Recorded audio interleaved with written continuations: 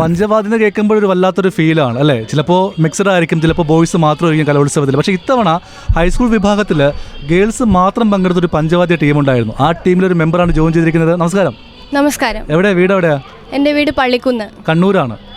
കണ്ണൂരിൽ നിന്ന് മത്സരത്തിൽ പങ്കെടുക്കാൻ നമ്മുടെ തലസ്ഥാന നഗരം എത്തിയിരിക്കുകയാണ്. അതെ. ആദ്യമായിട്ടാണോ വരുന്നത്? അതെ, ഞാൻ ആദ്യമായിട്ടാണ്. ട്രിവാൻഡ്രം എങ്ങനെയുണ്ട്? നല്ല അടിപൊളിയാണ്. റിസൾട്ട് വന്നോ? റിസൾട്ട് വന്നു, എ ഗ്രേഡ്. നമ്മുടെ സ്കൂള് 2008 മുതലേ എല്ലാ വർഷവും സംസ്ഥാന തലത്ത് വരുന്നതാണ്. ഞാൻ ആദ്യമായിട്ടാണ് ഇക്കൊല്ലം വരുന്നത്. എന്തുകൊണ്ടാണ് പഞ്ചവാദ്യം ചൂസ് ചെയ്തത്?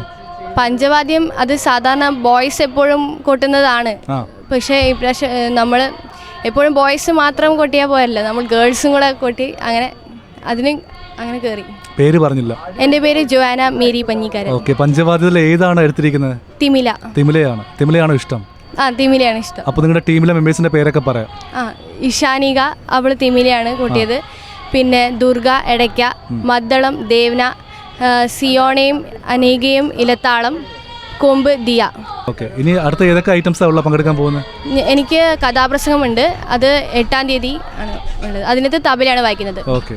അപ്പോൾ 2 വാദ്യോപകരണങ്ങൾ പഠിച്ചു കഴിഞ്ഞു അല്ലേ? ഞാനൊരു ഡ്രമ്മറും കൂടിയാണ്. അത് ശരി. ഇനി വേറെ എന്തെങ്കിലും ഉണ്ടോ ഇപ്പോൾ? വേറെ. അപ്പോൾ എന്തായാലും അടുത്ത മത്സരത്തിനും എല്ലാവരും ആശംസ നേരുകയാണ്. All the best. Thank you.